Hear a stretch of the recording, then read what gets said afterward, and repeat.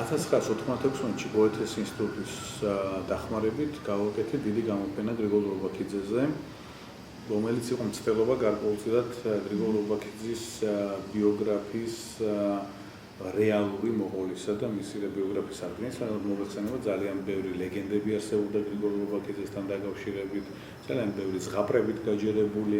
96 წელშივე მოხვდი რამოდენიმე თვით ვენაში, სტაჟირებაზე ვიყავი როგორც ისტორიკოსი და აი ამ ძიების დროს ჩემთვის აღმოაჩინა, სხვაებისათვის შეიძლება ცნობილი იყო მანამდეც, რომ არსებობდა ასეთი ქალი, როგორც იყო გიდა ფონ შტრაფიცი, ბოლო სიყვარული ჩვენი გრიგოლის. და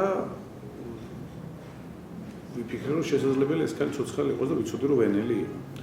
და მაშინ გადავწყვიტე, რომ აი ესეთი მცდელობა მქონოდა, რომ იქნებ ეს ქალი მეპოვნა და მას გავსაუბრებოდი, რაც მოახერხე კიდეც არც ესე ადვილი იყო მისი მისამართის მოკვლევა, მაგრამ მოვიზიეთ და გავგზავნე წერილი, რომელიც ახლა აი ამ წერილებთან ერთად დამიბრუნდა უკან და მოვუძებნე ეს ქალი და ვთხოვე, რომ შევხვდროთ სადაც. თუ არა ვწდები, ასეთი კაფე არის ძალიან ცნობილი, ვენური კაფე ლანდმანი, იმაში შევხვდრე.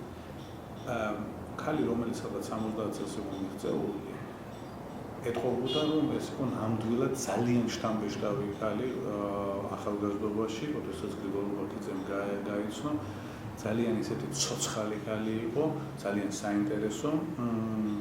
და მასთან ერთად ეს ხავადავლით, დიდი ხანი ვსაუბრობდით.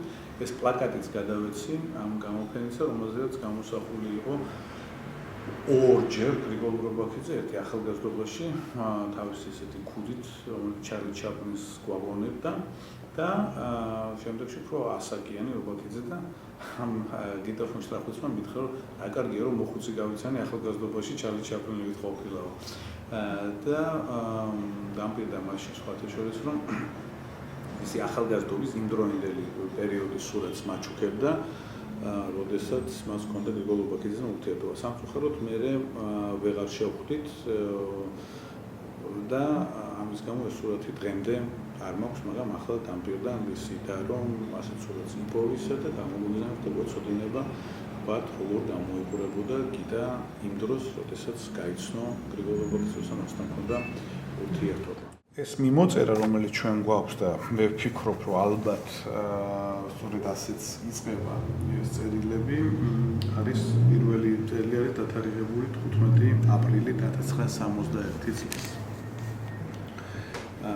საინტერესოა, რომ დასაწყისში თქვენობით არის საუბარი, მე გადადის ნელ-ნელა შენობით ფორმაში, თქვენი გრიგოლ რობაქიძე, შემდეგ შენი გრიგოლი. აი მაგალითად ერთ-ერთი წერილი გიდა ჩემო ახალგაზრდობის წყარო. იუნგბრუნენ კიდევ რაღაცა მითოლოგიური დატვირთვა აქვს, მაგრამ ქართულად დაახლოებით ასე შეგვიძლია თავი.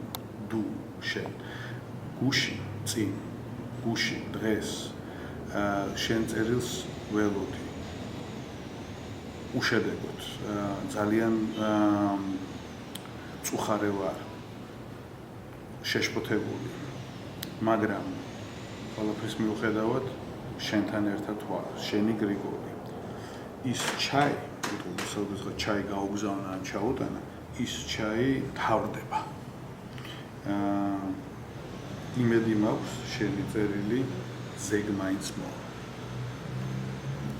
ძირითადად ხომ არის დაბეჭდი წერილები აქცევს, რომ ჩემი მანქანა გაფუჭდაო, საბეჭდი და ხოლოდ ხვალ მივიღებთ და ამიტომ დღეს უამრავ კოცნას ამ ზავს გიქს. ეს არის გიდა ფონ შტრაფიცი.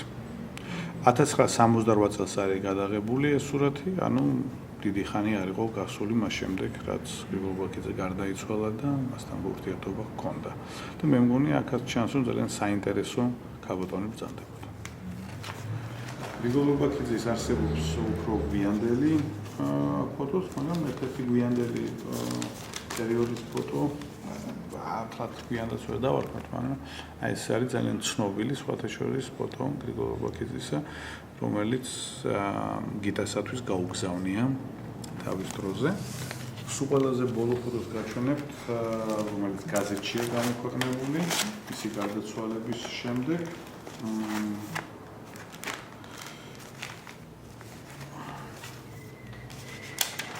რომელიც ჩვენთვის არის ყოველ შემთხვევაში ცნობილს არის ყველაზე ბოლო ფოტო.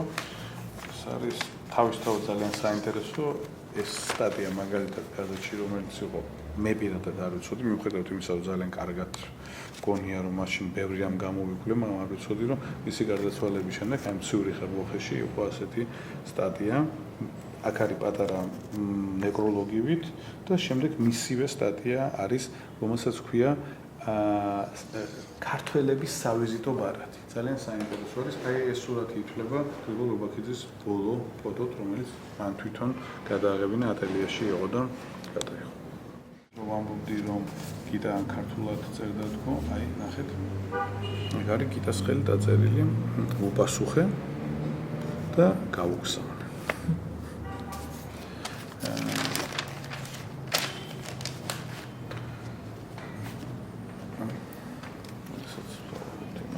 რაღაცა მითოლოგიურ თემებზე იყო ხოლმე ხშირად საუბარი, აი ბატონო.